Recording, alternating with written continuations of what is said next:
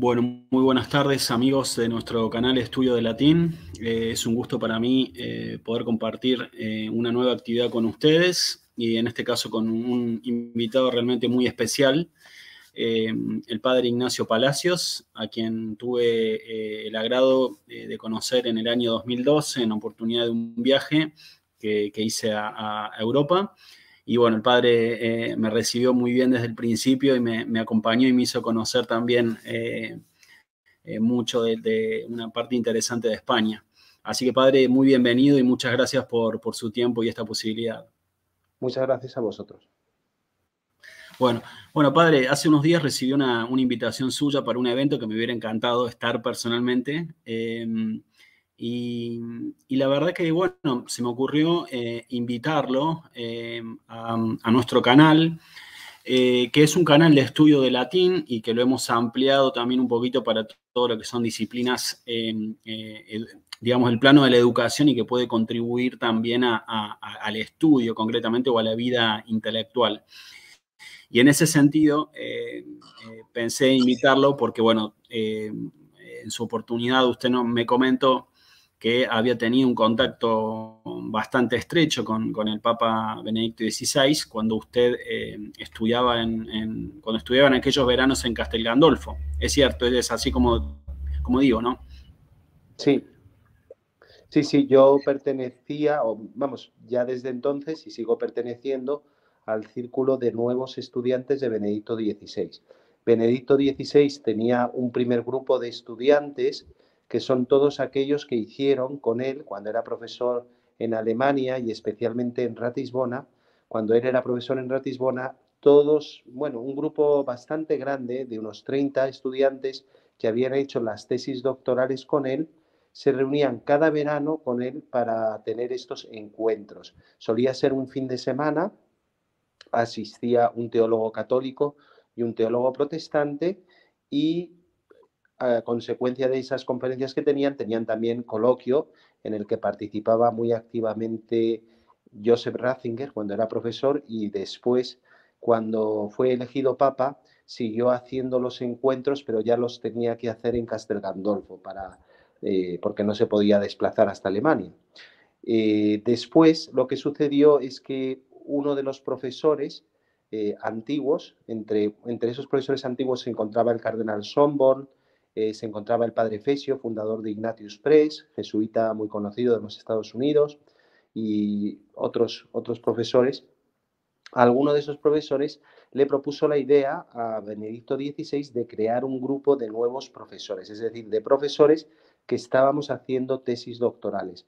Y entonces un amigo mío que pertenecía al grupo, un amigo alemán, me invitó y ya desde el año 2007 participaba cada verano en esos fines de semana en los que pasábamos toda la jornada con él. Los fines de semana venía a ser desde el viernes por la tarde hasta el domingo a mediodía. Y era muy interesante. Claro, como una especie de retiro académico, digamos.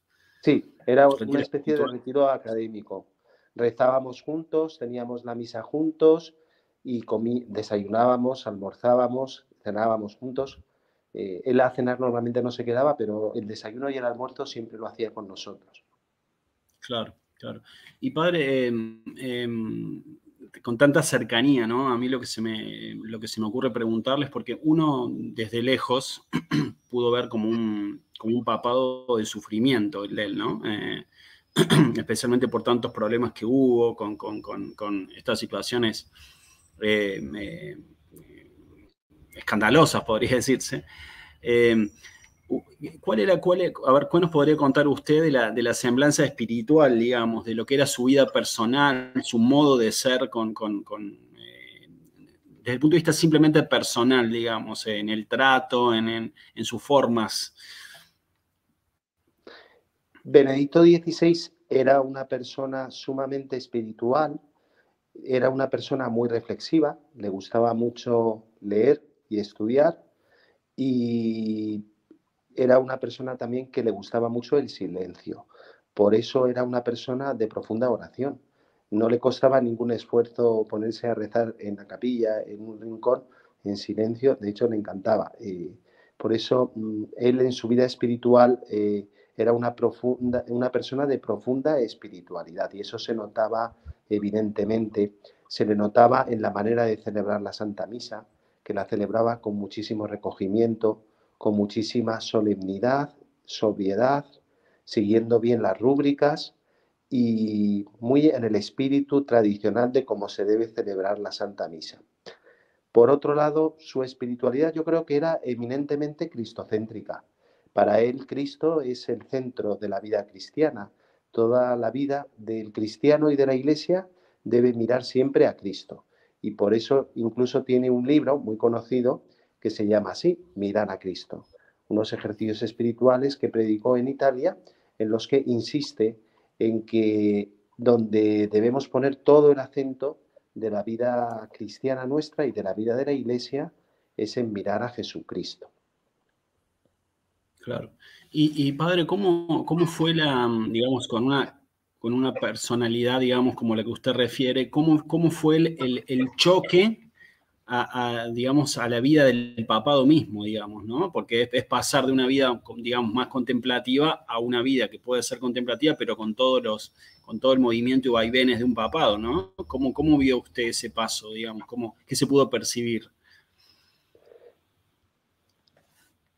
En primer lugar, él ya se había ido preparando durante su vida, en el sentido de que él siempre sintió vocación hacia la investigación, el estudio, la publicación de libros con los que aportar a la teología, que consideraba que vivía un momento de grave crisis en los años inmediatamente posteriores al concilio y por eso siempre pensó que esa sería su labor principal, escribir y dar clase. Después, cuando le eligieron para ser arzobispo de Múnich, lo aceptó con mucha resignación, porque suponía dedicar muchas horas al apostolado, a la pastoral. Y eso no le causó mucha ilusión al principio, aunque sí que es verdad que se sentía muy feliz en el trato con las almas, en el trato con las personas. Además, Múnich es una ciudad muy católica en Alemania y él disfrutaba muchísimo. Después, cuando el Papa Juan Pablo II le pidió ser prefecto de alguna congregación, en concreto de la Congregación de Educación Católica, en el año 79, él había sido nombrado obispo de Múnich en el año 77, en junio. Y el Papa Juan Pablo II le propone ser prefecto de la Educación Católica en el año 79, que eran solo 2 años desde su elección como obispo. Él le dijo a Juan Pablo II que le dejara un tiempo más como obispo para poder realizar una labor más pastoral en Múnich como obispo. Y Juan Pablo II esperó 2 años más, hasta 1981. Pero la condición que le puso él, lo cuenta él en sus entrevistas, con Peter Sebald principalmente, la condición que le puso él al Papa Juan Pablo II, que pensó que era un obstáculo para aceptar el encargo de prefecto de la doctrina de la fe, era que él consideraba seriamente que tenía que seguir escribiendo libros de teología. Y si asumía el cargo, sería incompatible, porque claro, al ser prefecto de la doctrina de la fe, pensaba él que a lo mejor ya no le dejarían dar sus opiniones en materias teológicas. Y Juan Pablo II consultó a algunos cardenales de la Curia y a la Secretaría de Estado y le dijeron que ya era costumbre de muchos cardenales de la Curia escribir libros de teología y que no era incompatible. Por tanto, ya la excusa que él veía para no ser prefecto de la doctrina de la fe desapareció y aceptó el cargo. Es verdad que la congregación de la doctrina de la fe le suponía muchísimas horas de trabajo, pero yo creo que le gustaba muchísimo el trabajo que hacía, porque, claro, evidentemente realizaba una labor muy teológica, que era velar por la recta transmisión de la fe por parte de los teólogos. Por lo tanto, tenía que estar continuamente al día de lo que se estaba diciendo en materia teológica en todos los lugares del mundo. Y lo hacía con un gran amor a la teología, con un gran amor a la fe de la Iglesia y con un gran amor a conservar siempre la verdad. Por eso él ya como obispo eligió como lema ese lema de servidor de la verdad. Y eso es lo que intentó hacer como prefecto de la doctrina de la fe, servir a la verdad. Por tanto, ya bueno, es verdad que cuando ya se iba a jubilar, una vez cumplidos los 75 años, ya pensaba que el Papa Juan Pablo II le jubilaría como cardenal. Él pensaba irse a Alemania, donde poder estar con su hermano sacerdote, don Georg, y donde poder seguir escribiendo libros y dando conferencias, que era lo que más le gustaba. Pero Juan Pablo II nunca le aceptó la renuncia como prefecto de la doctrina de la fe, y cuando fue al cónclave dice que sufrió mucho cuando vio durante la cuarta votación, el cuarto escrutinio, cuando vio que los votos iban cayendo sobre él. Dice que sintió como que una guillotina caía sobre su cabeza porque su futuro académico ya se había acabado. Ya no le iban a dejar escribir libros, pensaba él. Y pensó él, no es posible que elijan a uno de 78 años para ser papa, es un disparate. Pero bueno, lo aceptó con mucha humildad y espíritu de servicio, y a pesar de todo no se resistió a seguir publicando libros. Publicó muchos menos libros que primitivamente, pero publicó algunos libros que hemos podido disfrutar.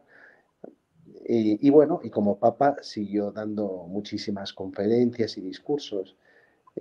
Bueno, él aprendió, yo creo que un poco lo que dice también en las entrevistas, que lo que más, tal vez lo que le molestaba un poco más del papado era tener tantas audiencias, audiencias con jefes de Estado, audiencias protocolarias, que ofrecía como sacrificio, y luego también reflexionando decía, bueno, también es importante que hable con presidentes de gobierno y con jefes de Estado, y hago también un apostolado con ellos. Claro. Podría decirse, padre, que, como a ver cómo le guste, entiendo que me está yendo en este camino, que en todo momento fue como una especie de vida de tensión entre la vida académica y la vida del apostolado activo, podría decirse. Sí, pero esto es algo que siempre nos sucede. Yo soy profesor, y esto es algo que siempre nos sucede a los profesores e investigadores. Siempre hay una tensión entre el mundo académico y el mundo, y el mundo real. Uno Mm. quisiera poder tener más horas para estudiar, para escribir, para reflexionar, pero la vida de cada día nos absorbe y nos aparta de nuestras investigaciones. Por eso siempre se ha dicho que los mejores investigadores son los monjes, ¿no? Porque como están en el retiro del monasterio, y luego la vida comunitaria les permite apartarse un poco de las tareas domésticas, pues esto les facilita muchísimo el estudio. A los que vivimos en medio del mundo, los sacerdotes diocesanos o vosotros los seglares, nos resulta más difícil esa vida de investigación, porque la familia, o a nosotros las parroquias o los encargos pastorales que tenemos, nos aparta muchas veces del estudio. Y esa tensión él siempre la vivió, desde el principio, desde que fue ordenado sacerdote. Claro, y padre, eso me interesa el punto de vista psicológico, a ver cómo lo ve usted y tratando de pensar, de meterse un poquito en la cabeza de lo que pudo haber vivido el Papa también. ¿Eso es un sufrimiento psicológico importante o es algo que como que es llevadero, digamos? O sea, ¿a qué nivel llega en cuanto a esa tensión o cierto sufrimiento, si se puede decir? ¿Cómo lo ve? Yo creo que tampoco es que sea un sufrimiento horrible, lo que pasa que requiere de mucha disciplina, requiere de la capacidad de organizar muy bien el tiempo, de tener un horario muy, muy sistemático, de saber dejar un tiempo fijo al estudio de la investigación dentro del horario de cada día, de ser una persona metódica. Benedicto XVI era una persona súper metódica. Él mismo lo cuenta. Bueno, entre otras cosas, y yo creo que, bueno, por lo menos a mí personalmente me pasa, y así le pasaba a él, lo confiesa, necesitaba dormir muchas horas. Por las noches tenía que dormir como mínimo 7 horas, pero si podía dormir 8, mejor. Y a mitad de la jornada también dormía un poquito de siesta, descansaba a mitad de jornada, porque decía que tanta concentración mental le cansaba y le obligaba a tener horas de sueño. No le gustaba nada estudiar por la noche, y de hecho después de cenar, según relata su propio hermano, don Georg, en un libro que ha publicado que se llama Mi hermano Joseph, el libro que ha escrito don Georg, eh, él cuenta que Joseph Ratzinger nunca estudiaba después de cenar. Después de cenar ya era tiempo de descanso, porque él ya por la noche ya no, no rendía intelectualmente, estaba muy cansado como para concentrarse. Y hablando un poquito de esa vida intelectual y, y aquí viene concretamente también lo que queremos que sea un aporte para nuestro canal. Usted menciona que era muy metódico. ¿Cómo era un poquito esa vida espiritual, por ejemplo, en esos retiros que usted cuenta? ¿Cómo se organizaba el día? ¿Cuántas horas se estudiaba? ¿Cómo lo organizaba al estudio? Sí, lo que usted Bueno, veía. realmente esas jornadas no es que tuviéramos estudio personal, Ok, era todo comunitario. Dado que solo nos ok. reuníamos 2 días y medio al año, era todo comunitario. Teníamos por la mañana a las 7, teníamos la Santa Misa con el Papa que presidía y siempre, generalmente, casi siempre decía él la homilía, salvo que le encargara la homilía o al cardenal Koch o al cardenal Sombor o algún otro de los obispos o prelados que había en la reunión. Y luego, después de la misa, teníamos el desayuno con él, en el que hablábamos y en el que lo que se hacía frecuentemente era, pues primero desayunar tranquilamente y cuando ya se veía que se estaba un poco terminando el desayuno, teníamos siempre algún pequeño coloquio de alguien le contaba algo o le enseñaba una publicación de un libro o le presentaban un libro que habían publicado acerca de él. Y luego ya después de eso teníamos un pequeño descanso y ya teníamos enseguida, a lo mejor a las 9 de la mañana ya teníamos la primera sesión de conferencia y solíamos tener 2 sesiones de conferencia por la mañana con un intervalo en medio y luego teníamos el almuerzo a la 1:30 y después del almuerzo había un tiempo de descanso hasta las 3 o 3:30, que yo recuerdo que para nosotros los españoles y los mediterráneos, los italianos, nos parecía mortífero, ¿no? Porque ponerse a las 3 de la tarde a escuchar una conferencia de teología en alemán resultaba bastante mortífero, ¿no? Claro, Pero, pero claro, bueno, clarísimo. y luego ya por la tarde teníamos rosario y, y teníamos las vísperas. También por la mañana antes de la misa rezábamos los laudes. eh, y bueno, antes de comer se rezaban la hora intermedia.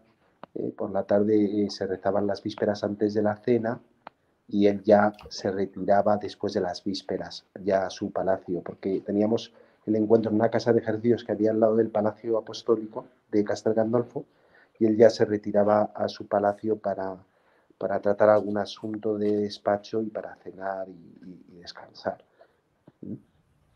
Claro, claro. Y padre, sabe que a mí me interesa mucho el conocimiento del intelectual también, ¿no? Porque a veces uno percibe hoy, y a ver cómo le ve usted al tema, ¿no? ¿Y qué ejemplo podríamos tomar de Benedicto XVI?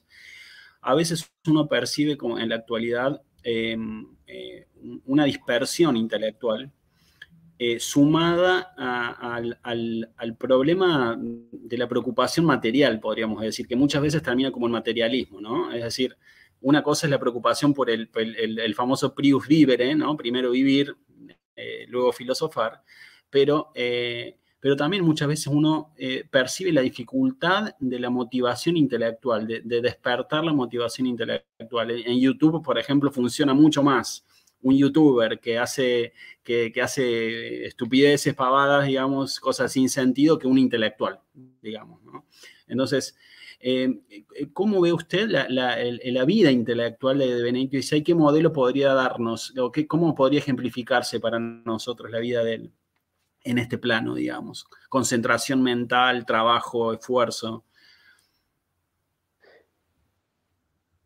Yo creo que principalmente tener un horario bien establecido, tener unos tiempos para la lectura y el estudio, otros tiempos para leer, para escuchar, a lo mejor alguna conferencia, si es posible.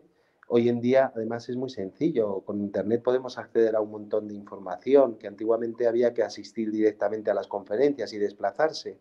Y, y luego también estaba al día de la actualidad. Leía también información de revistas y de periódicos y información en general por la cual se enteraba del debate político, del debate teológico, del debate filosófico. Le interesaba el debate ideológico en general, no solamente el teológico. Estaba al día de todo lo que sucedía en el mundo.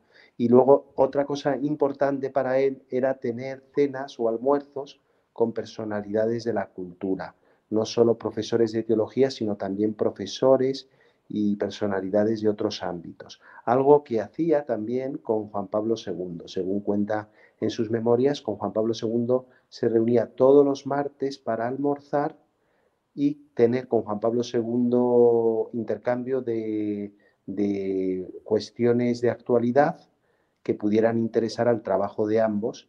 Y otro día se reunían ya, bueno, ese día que hablaban de temas de actualidad en general, podían invitar a otras personas y otro día más a la semana se reunían ellos dos solos para poder tratar los temas privadamente, temas que atañían a la Congregación para la Doctrina de la Fe o para que el Papa le pidiera consejo, porque el Papa Juan Pablo II le pedía consejo sobre muchísimos temas de gobierno de la Iglesia. Ah, sí. Tenían una gran compenetración, se llevaban magníficamente. Y al Papa Juan Pablo II le gustaba de Benedicto la inteligencia que tenía y la capacidad de análisis, su gran formación cultural, que conocía el pensamiento europeo perfectamente, y le gustaba porque Benedicto XVI no era un subordinado que diera la razón siempre a su superior, a su jefe, sino que si en algo pensaba que su jefe no acertaba, se lo decía claramente. No, no, Santidad, yo creo que en este tema es mejor hacer esto y esto que ha decidido hacer usted yo no lo haría así. Creo que es un error por esto y por esto, ¿no? Y ciertamente eso dice que a Juan Pablo II le gustaba muchísimo esa objetividad, esa sinceridad y apertura que tenía. Y como muchas veces algunas decisiones que Juan Pablo II había tomado las cambió a consecuencia de los consejos que le dio Joseph Ratzinger. Por eso Claro. a Joseph Ratzinger también le gustaba que la gente le diera otra opinión sobre las Ujú. cosas. No cambiaba fácilmente de opinión porque había reflexionado mucho sus decisiones, pero si veía que en algo el interlocutor tenía razón, no, tampoco le costaba tanto, ¿no? Ceder, ¿no? Y ver que sí, que tiene razón lo que usted dice y cambiar su punto de vista. Claro. Y padre, una pregunta que me parece interesante en relación con lo que usted decía. Si uno tuviera que pensarlo a Benedicto XVI como en cuanto a inteligencia especulativa e inteligencia práctica, ¿él logró realmente un equilibrio o por ahí era más especulativo que práctico? ¿Cómo ve usted ese punto? Era mucho más especulativo que práctico y él lo reconoce. Incluso en la entrevista que le hizo Peter Sebald, que se llama Últimas Conversaciones, le pregunta a Peter Sebald, ¿usted cree que en su pontificado ya había renunciado cuando le hicieron la entrevista? En su pontificado que ya pasó, ¿cuál cree que ha sido el defecto? Le pregunta Peter Sebald. Y él le dice, el defecto que he tenido es que yo no soy buen gobernante, porque para ser gobernante hay que ser rápido en la toma de decisiones y yo soy lento, tomando decisiones soy demasiado reflexivo. O sea que él tenía la humildad de reconocer que no era un buen gobernante, que era mejor intelectual que gobernante. Pero él decía, pero a mí me eligieron para gobernar, yo les dije que no lo hicieran, obedecí la decisión del colegio cardenalicio, pero considero él consideraba que como gobernante no era tan buen gobernante, que había cometido errores en el gobierno por su falta de agilidad a la hora de tomar decisiones. Es decir, cuando O sea, que Juan era Pablo más II lo especulativo que consultó. práctico. Mucho Claro, más claro. especulativo que práctico. Es algo que es normal. Evidentemente, si una persona es muy especulativa, fácilmente descuida un poco más la vida práctica.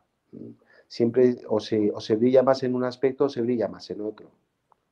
Pero bueno, siempre hay que Claro. buscar también el equilibrio, ¿no? Entre una cosa y otra, porque es necesario en la vida tener ambas capacidades especulativas y prácticas. Claro, no, lo que pensaba era que quizás cuando Juan Pablo II lo consultaba, se desarrollaba en realidad más el espíritu especulativo que práctico, porque en realidad la decisión era del Papa, de Juan Pablo II en ese caso, ¿no? Digo. Sí, sí, lo que pasa que, bueno, Benedicto XVI le hacía ver tal vez las consecuencias que tenían las decisiones. Conociendo la actualidad política, económica, la actualidad ideológica de Europa, era capaz de explicarle, de hacerle ver a Juan Pablo II las posibles consecuencias que tenían las decisiones, le informaba sobre quiénes eran las personas que entraban en juego, a las que solía conocer bien, porque estaba bien informado de quiénes eran las personas. Realmente Benedicto XVI era un pozo de conocimientos, estaba informadísimo. Ajá, Y claro. eso ayudaba mucho a Juan Pablo II. Juan Pablo II era mucho más práctico, era mucho más apostólico, era mucho más de tener reuniones con gente, de estar todo el día de la mañana a la noche recibiendo personas. Era menos especulativo, mucho menos especulativo que Joseph Ratzinger. Y por eso escribió Claro, muchos menos libros que él, claro. claro, claro, claro. Padre, y una pregunta por ahí, dentro del plano de lo un tanto conflictivo. Todos los hechos que sucedieron, el espionaje, la filtración de documentos, ¿cómo afectaron al intelectual, digamos? Espiritualmente, ¿cómo piensa usted que vivió esa etapa, digamos? Bueno, la traición de su mayordomo, Paoleto, con el que tenía muchísima confianza y al que apreciaba muchísimo, porque era su hombre de servicio de confianza durante mucho tiempo, para él fue un disgusto grandísimo. Le afectó mucho, fue pues eso, un gran desengaño que tuvo con esa persona y lo que más le dolió de eso fue ese desengaño con esa persona a la que él estimaba tanto. Porque el hecho de que otras personas dentro de la curia romana o dentro del mundo periodístico o político hubieran movido al mayordomo a sacar la información, eso ya a Benedicto XVI no le sorprendía y no le disgustaba porque no esperaba mucho de esas personas. Pero claro, él el disgusto se lo llevó por su colaborador. Y de hecho, Don Georg, el secretario de Benedicto XVI, lo comenta en el último libro que ha publicado, que está en PDF, tanto en italiano como en español, que se llama Nada más que la verdad, comenta cómo este hecho de que el mayordomo le robara información y la publicara le disgustó mucho. Pero tampoco es que él tenía la capacidad de ofrecer esos sufrimientos, ofrecerlos a Dios, pero eso tampoco le anulaba personalmente. Era un sufrimiento que sabía sobrellevar muy bien. Era una persona muy profunda, pero también muy equilibrada. Claro, claro, claro, claro. Y claro, o sea que, digamos, si bien pudo haber sido algo doloroso, no es que llegó no, me viene la pregunta esta por el tema de la renuncia, si de alguna manera la renuncia se vio empujada por estos hechos, concretamente. No, no. Él dice que esos hechos no le influyeron en la renuncia, para nada. A él lo que le influyó en la renuncia fue que el último año, sobre todo desde el mes de junio del año 2012, empezó a darse cuenta de que estaba físicamente muy cansado y que empezaba a tener problemas serios de salud. Y cuando realiza su viaje apostólico a México, debió de tener un par de sucesos así un poco desagradables, se debió de marear o algo y se asustó. Y él, como había conocido la última fase del pontificado de Juan Pablo II tan de cerca y había visto el estado tan penoso de salud que había tenido Juan Pablo II, pensó que un papa no debía seguir gobernando estando en ese estado de salud porque no podía tomar decisiones y controlar la situación. Y por eso él dice que él renunció por una cuestión de salud. Yo creo que pensó que iba a estar peor de salud que de lo que luego estuvo, ¿no? Claro, Porque claro, yo creo que en sus 5 primeros años de Papa Emérito tuvo una salud muy buena, mucho mejor de lo que él pensaba. Luego ya a partir claro, del 5.º, entonces sí que hubo un gran bajón, porque llegó un momento en el que ya no podía ni tan siquiera celebrar la misa solo, porque se le perdía la concentración, se cansaba mucho, y por eso solamente concelebraba, no celebraba solo. Que esto es algo que sucede mucho a los sacerdotes ancianos, que llega un momento en el que por pérdida de concentración ya no pueden celebrar la misa. Claro, Entonces él llegó a ese momento como 5 años antes de su fallecimiento. claro, claro. Pero de Padre, todas formas, cuando no estaba en la sí, misa, sí que tenía plena lucidez. Hasta el último momento, aunque estuvo muy debilitado en los últimos meses de vida, hasta el último momento estaba plenamente lúcido, conservaba una memoria perfecta y una capacidad de raciocinio muy grande. Le costaba comunicarse y vocalizar. Era difícil a veces entender lo que decía porque le costaba vocalizar y dicen que solamente vocalizaba con mucha claridad cuando concelebraba. Al pronunciar las palabras de la consagración, pronunciaba muy bien, pero el resto del día ya le costaba mucho trabajo vocalizar. claro, claro. Padre, y alguna vez escuché, por decir, que la renuncia de alguna manera en el círculo de él, en un círculo más cercano, como que se presumía que podía suceder ello. ¿Es así, es tal cual, digamos, que este hecho? Digamos, que como que él lo venía meditando al Él renunciar, efectivamente. lo vino meditando yo creo que a partir de mayo del 2012 lo estuvo meditando y ya cuando el viaje a México ya fue la confirmación. Y en el mes en el mes de julio, yo creo que julio, principios de agosto, le dijo a su secretario que pensaba, que había decidido que iba a renunciar. Y el secretario le dijo que no lo hiciera bajo ningún concepto. Y entonces Benedicto XVI pidió al cardenal Sodano, no, perdón, al cardenal Sodano, no, al cardenal Bertone, secretario de Estado, le pidió que le hiciera un informe jurídico acerca de la posibilidad de la renuncia del pontífice. Desde ese momento, evidentemente, tanto el cardenal Bertone como la Secretaría de Estado, como los juristas del Vaticano que se enteraron de esa noticia, evidentemente se enteraron de que el Papa estaba pensando en renunciar, aunque se llevó con muchísimo sigilo. Luego ya en agosto, finales de agosto, cuando se reunió con nosotros en Castel Gandolfo, a los discípulos mayores, no a los jóvenes, pero a los discípulos mayores les dijo que había pensado en renunciar y que lo estaba considerando, que no lo descartaba en un futuro. Pero claro, quedó la cosa en suspenso.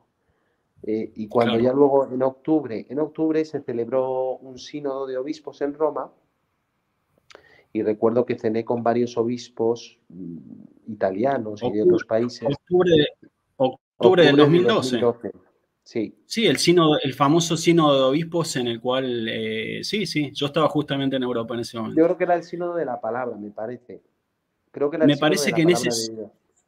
sí, sí, sí, sí, me Bueno, pues acuerdo. en ese sínodo yo cenaba, tenía un amigo que participó en el sínodo, un sacerdote, y él vivía en una casa donde vivían muchos obispos al lado del Vaticano, en la plaza de San Pedro. Entonces yo cené varias noches con varios de esos obispos y me llamó mucho la atención porque les pregunté, bueno, ¿y en el sínodo de qué se habla? Y todos me dijeron, en el sínodo se habla del cónclave.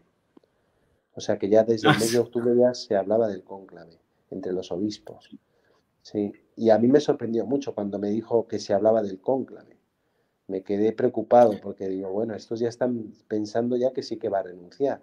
Y ya, claro, cuando renunció en febrero, pues se confirmó que ciertamente las sospechas y lo que él había anunciado era verdadero. claro, sí, yo Pero de nunca hecho en debemos ese año, pensar que la sí, renuncia de Benedicto se debió a las presiones. A él las mm, presiones, en la vida a él las presiones le daban igual. Tenía una libertad de espíritu enorme. A él no le y, importaban las presiones, a él lo único que le importaba es tener la capacidad de responder bien a los problemas que se le planteaban. Y solo le preocupaba que ante un problema él no tuviera la capacidad de reaccionar. Eso era lo único que le hacía pensar, bueno, a lo mejor tengo que renunciar porque no voy a ser capaz como papa de enfrentarme a esta situación. Y para gobernar hace falta autoridad. Y si ya pierdo la salud y la fuerza, no voy a poder imponerme. ¿Qué es lo que dice en claro, el discurso de renuncia a los cardenales? No voy a tener la fuerza para llevar adelante la autoridad y el gobierno de la Iglesia. Que hace falta claro, tener claro, mucha fuerza física y psicológica porque muchas veces la gente no obedece. Y él claro, encontró claro, muchas resistencias siempre, en todo su pontificado. de claro, obispos, de cardenales, de colaboradores, que no hacían lo que él quería. Y se enfadaba claro. porque decía que no se Ah, hace sí, caso de lo que yo digo. claro. Tenía mucha resistencia interna, digamos. Sí, había mucha resistencia de algunos sectores de la curia y, desde luego mucha resistencia del episcopado alemán, que continuamente le refería su desencanto y su enfado con el gobierno que tenía Benedicto XVI de la Iglesia. Y, bueno, él vivía eso con, sin sorpresa porque sabía de hace mucho tiempo la situación que atravesaba la Iglesia. No le Claro, sorprendía. claro, claro. Padre, el tema de la misa en latín, la liberación de la misa tridentina. ¿Qué se podría comentar, digamos, que usted nos pueda decir respecto al móvil que llevó al Papa a liberarla? ¿Observar alguna crisis en especial, una meditación Sí, también muy profunda por eso mismo? sí, bueno, Benedicto XVI dice en varios de sus escritos que uno de los mayores males de la crisis posconciliar fue la reforma litúrgica, en cuanto que se cometieron muchos abusos que llevaron a un descuido de la liturgia, y que ese descuido de la liturgia ha supuesto un daño mucho más grave del que nos podemos imaginar a la fe y a la vida de la Iglesia. Porque para Ratzinger la vida de la liturgia es esencial a la vida de la Iglesia, es central la vida litúrgica, porque la lex orandi es lex credendi. El pueblo de Dios tiene la fe que celebra en la liturgia, y si la liturgia no se celebra bien, entonces el pueblo no recibe una fe adecuada, una fe fiel al mensaje de Cristo. Por eso lo veía un tema central, el tema de la liturgia. Por otro lado, no estaba de acuerdo con las opiniones teológicas que afirmaban que la misa anterior al concilio, la misa, vamos, a la misa anterior a la reforma litúrgica, el misal del 62, la misa que siempre se había celebrado, él no estaba de acuerdo con aquellos que afirmaban que la misa, en su forma extraordinaria o en su forma anterior, él no estaba de acuerdo con los que afirmaban que esa misa había sido abolida. Él decía nunca, lo decía en sus escritos, la misa del el misal del 62 nunca fue abolido y nunca se podrá prohibir celebrar en la forma en que se ha celebrado durante siglos, en la forma en que han celebrado los santos y todos los cristianos durante tantos siglos. Es impensable que prohibamos su celebración.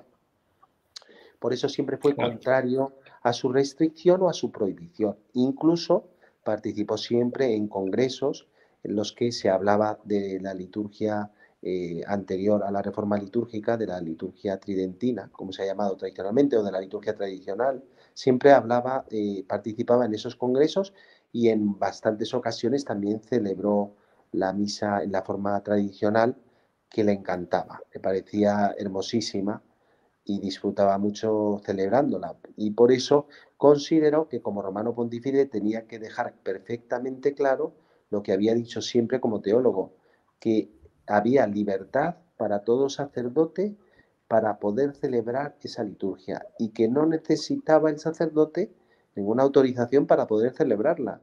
¿Cómo va a tener el sacerdote que pedir permiso para celebrar la misa en la forma en la que en el rito latino se ha celebrado durante tantos siglos?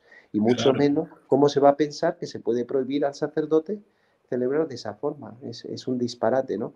Y por eso él dijo, pues nunca fue abolido y nunca se debería prohibir. Y por eso él decide hacer el motu propio Sumorum Pontificum, para dejar perfectamente claro este derecho que tienen los fieles y que tienen también los sacerdotes en el rito latino, de celebrar la liturgia también en la forma tradicional.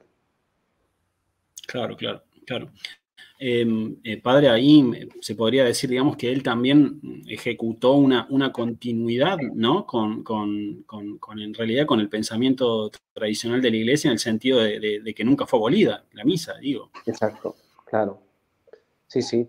Además, él consideraba que como la reforma litúrgica se había hecho muy mal y que se habían cometido muchos abusos en la forma de hacer la reforma y en lo que quedó después, pensaba que debía hacerse con el paso del tiempo la Iglesia tendría que corregir esos abusos que se han cometido en la liturgia y poco a poco ir enriqueciéndonos con la liturgia tradicional y recuperando cosas que se habían perdido en la nueva forma, en el nuevo misal, en la nueva forma de celebrar la misa. Y por eso él era partidario de ir recuperando tantas cosas. ¿eh? Por ejemplo, él consideraba importante, pensaba que era importante la celebración az oriente, mirando hacia el altar, mirando hacia Dios. Consideraba que era importante, por ejemplo, introducir el latín en la plegaria eucarística, por lo menos, para no perder la unidad en la lengua de la Iglesia a la hora de celebrar en el rito latino. Y consideraba otros elementos importantes, por ejemplo, la comunión de rodillas y en la boca. Eh, Consideraba que había que ir recuperando toda esa serie de elementos e ir corrigiendo los defectos de la nueva forma de celebrar que vemos frecuentemente en las parroquias. El excesivo protagonismo del sacerdote, que parece muchas veces más un presentador de un programa de televisión, como decía él, que una persona que está celebrando un ritual sagrado ante Dios. También la innovación, que también le parecía horrible, ¿no? Que un sacerdote pudiera innovar en el rito, cuando el rito siempre es igual y para todos, el que hubiera diferencias en la manera de celebrar entre unos sacerdotes y otros, si se perdiera la unidad en la celebración. Todo eso eran cuestiones que le preocupaban enormemente y que continuamente denunciaba en sus libros, particularmente el informe, en su libro del espíritu de la liturgia, que creo que de todos sus libros en materia litúrgica es el más completo, el espíritu de la liturgia, de Joseph Ratzinger. Ajá, claro, claro. Y padre, no quiero obviamente caer en dar nombres, ¿no? Pero hablando así por arriba, eh, ante esas decisiones que implicaban una continuidad, porque uno lee los documentos de los últimos, de los papas anteriores a Benedicto también, y en todos había la misma preocupación, por ejemplo, por conservar el latín, bueno, todos, Pablo VI, Juan XXIII, Juan Pablo II, Pío XII, León XIII, Pío XI, todos. Preguntando por arriba, ir contra una decisión de Benedicto XVI en este campo, ¿no parece como una forma de violencia realmente? O sea, digo, pero no contra él solamente, contra todo lo anterior también. ¿Cómo lo ve usted eso? ¿No es una forma de agresión incluso? Bueno, en terminología de Benedicto XVI es una forma clara de discontinuidad. Benedicto XVI se entristecía de cómo en el posconcilio, en un sector de la Iglesia, se vivía una hermenéutica de la ruptura respecto a la tradición anterior al concilio. Y él siempre abogaba porque hubiera una continuidad. Siempre en la teología, es verdad que siempre, tanto en teología como en liturgia, pensaba que siempre la Iglesia ha ido introduciendo innovaciones adecuadas a los tiempos, pero en lo esencial todo se ha mantenido igual con el correr de los siglos. Y él pensaba que era triste cuando se veía una discontinuidad o ruptura. Hacer esto y corregir el motu proprio summum pontificum o corregir lo que los papas anteriores a Benedicto XVI han hecho, pues ciertamente sería decir que lo que hizo Benedicto XVI o lo que hizo Juan Pablo II o lo que hizo Pablo VI o Juan XXIII estaba equivocado, ¿no? Y bueno, pues sería un error, ¿no? Sería un error volver a entrar en una guerra litúrgica de Claro. prohibiciones, de limitaciones, ¿no? Curiosamente, las personas que siempre presumen de ser más abiertas, más comprensivas, más plurales, son las que luego después son más intolerantes y prohíben más. Decía Ratzinger, no hay cosa peor que un liberal, ¿no? No hay persona más intransigente que una persona que presume de liberal, ¿no? Son siempre los más intransigentes de todos. Lo O decía muchas sea, veces en nuestras reuniones. ¿Mm? como una especie de contradicción interna, digamos, en Sí, definitiva. siempre. Vamos, sí. Decía, siempre los que presumen de ser los más tolerantes son los más intolerantes, por desgracia. Y bueno, Claro, pues claro. esperamos que no se produzca esa limitación Y por otro lado, yo creo que después de los años de paz del Motu Proprio Sumorum Pontificum y después de haber quedado clara esta enseñanza tan importante de Benedicto XVI, yo creo que las prohibiciones, mm, evidentemente, en muchos sacerdotes y muchos fieles va a quedar presente lo que decía Joseph Ratzinger.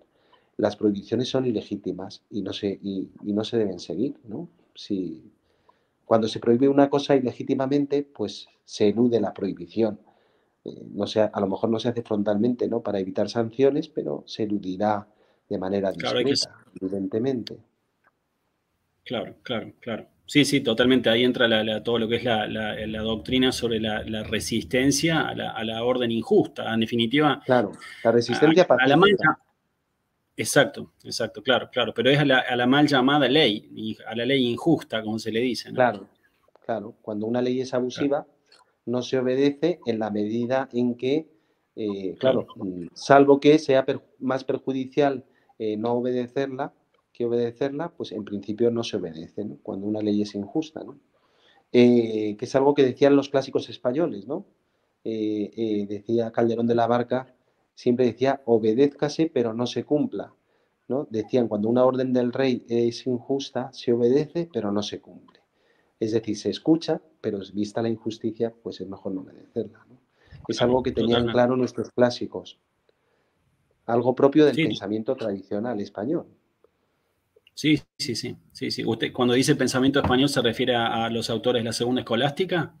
Me ¿Usted, refiero concreta? al pensamiento que había en la España católica del siglo XVI. En el siglo Ok, XVI, que después de muchos siglos de cristiandad en España, había un pozo cultural que hacía que todos los intelectuales, no solo los teólogos, también los escritores como Calderón de la Barca, tuvieran claro una serie de principios morales que afectaban no solo a la vida privada, sino también a la vida política. Y tenían claro que cuando un gobernante mandaba algo que era totalmente injusto, pues evidentemente se obedecía, pero no se cumplía, ¿no? Porque no tenía sentido cumplir una cosa que era injusta. Y desde luego si era pecado o iba contra la ley de Dios, evidentemente se tenía que desobedecer ya de manera totalmente sensible, ¿no? Incluso aun a riesgo de perder la vida, ¿no? Con el martirio, ¿no? Pero claro, esto es algo que siempre se tuvo claro. claro. Solamente en Usted, sociedades protestantes se tenía una obediencia ciega a la ley civil, ¿no? Yo creo claro, que es la diferencia principal entre la manera de entender la relación entre la ley civil y la ley moral. En el mundo católico claro, y en el mundo protestante la visión es muy distinta. claro, Y en claro. eso Ratzinger tenía una visión muy católica y conocía la visión protestante muy bien porque era alemán y conocía el modo de pensar de sus compatriotas protestantes, que no compartía, Claro, evidentemente. claro. Usted sabe, padre, que no le tenía mucha oportunidad de conversarlo este punto, pero sí lo trabajé. Yo estoy haciendo mi tesis sobre Francisco Suárez, si Dios quiere terminándola ya. Pero Suárez, con la metodología que tiene, que era muy puntilloso en De Legibus, en disputaciones metafísicas, él en una parte del De Legibus habla incluso, cosa que Santo Tomás no hace, pero habla en el De Legibus que concretamente hasta puede justificarse la desobediencia al pontífice, lo dice tal cual. Cosa que Sí, Santo Tomás ni lo mencionó de esa manera, porque Santo Tomás en la Suma Teológica lo trató en forma más amplia, el problema el problema de la desobediencia sin entrar en lo puntilloso. Pero Suárez sí lo dice. bueno, es algo Eh, que yo creo que es razonable. Si un claro, sí, pontífice totalmente. ordenara algo que fuera intrínsecamente injusto y que incluso pudiera ir en contra de una legítima autonomía del poder civil, pues evidentemente no se le obedecería, ¿no? En la historia de la Iglesia ha habido pontífices que, extralimitándose en sus funciones espirituales, han entrado en cuestiones temporales y han chocado porque se metían en cuestiones que no se tenían que meter o donde su opinión era precisamente opinable. Dice Ratzinger en sus libros que el Papa es infalible en muy pocas cosas. En todo lo que el Papa no es infalible, se le debe respetar, pero no se tiene que decir que en todo tiene la razón. Si uno considera que el Papa no tiene razón en una decisión de gobierno o en el equipo de fútbol que más le gusta o en otras cuestiones que no son esenciales a su ministerio, pues es legítimo que con respeto se le manifieste otra manera de pensar. Yo creo Claro, que algo muy del pensamiento de Joseph Ratzinger es no aceptar nunca una dictadura del pensamiento único, que solo quepa una manera de pensar en el mundo y en la Iglesia, y que además frecuentemente, por desgracia, se suele tender a pensar que esa única manera de pensar es la de aquellos que detentan el poder en cada momento. Y precisamente lo evangélico es recordar a quienes gobiernan y a quienes tienen la autoridad que no la pueden ejercer de una manera única y una manera despótica, sino que tienen que escuchar la manera de pensar y las necesidades de aquellos a los que gobiernan. claro, claro, claro, claro. Bueno, padre, creo Bueno, que ha vamos a sido muy... tener que ir cortando porque me tengo que Sí, no, marchar, la, ¿vale? no, sí, sí, le quiero hacerle para, justamente para el cierre. Muchas veces nosotros veíamos no un papa serio, pero muchas veces se le hizo esa fama a Benedicto XVI. Usted que lo conoció de cerca, ¿era un intelectual serio o también tenía sus momentos como estar más distendido, más relajado, así en algunas líneas? Era muy educado, muy estable en su manera de dirigirse a los demás, pero como era muy inteligente, era muy bromista. Le gustaba hacer comentarios irónicos y jocosos. Y por eso era muy gracioso, porque hacía bromas que estaban muy bien pensadas. En los comentarios que hacía sobre personas o sobre maneras de pensar, era sumamente gracioso. Por ejemplo, leía el otro día que le preguntaban por el día que fue elegido Papa, la noche que había sido elegido Papa, no podía dormir. Y a la mañana siguiente, cuando se tuvo que poner los gemelos de la camisa, eh, le costó muchísimo y pensó, se acordó, dice, me acordé del que inventó los gemelos y pensé que debía estar en el purgatorio por toda la eternidad, ¿no? Porque sufrió mucho al ponerse los gemelos, ¿no? Entonces, Claro, tenía ese tipo de comentarios que era muy gracioso, era muy claro. gracioso. Nos reíamos mucho con sus comentarios. Tenía mucho sentido del humor. Yo creo que tenía un sentido del humor a veces un poco parecido al que tenía Gilson, Etienne Gilson, que también era un gran intelectual y que era muy irónico. Los grandes intelectuales suelen ser personas con mucho sentido del humor porque son capaces de ver los contrasentidos que tienen las realidades de las cosas de la vida y por eso son los Claro, más graciosos. claro, claro, claro. Bueno, padre, no le quiero sacar más tiempo. Muchísimas gracias realmente por todo lo que nos compartió y bueno, deseando que pueda ser de utilidad para todos aquellos bueno, desde el punto de vista espiritual y desde el punto de vista intelectual, recurrir a una figura como el Papa Benedicto XVI. Así que, padre, muchísimas gracias y bueno, que siga usted muy bien.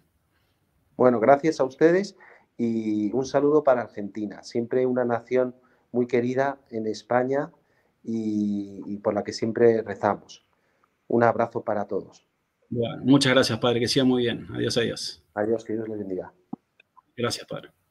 Adiós.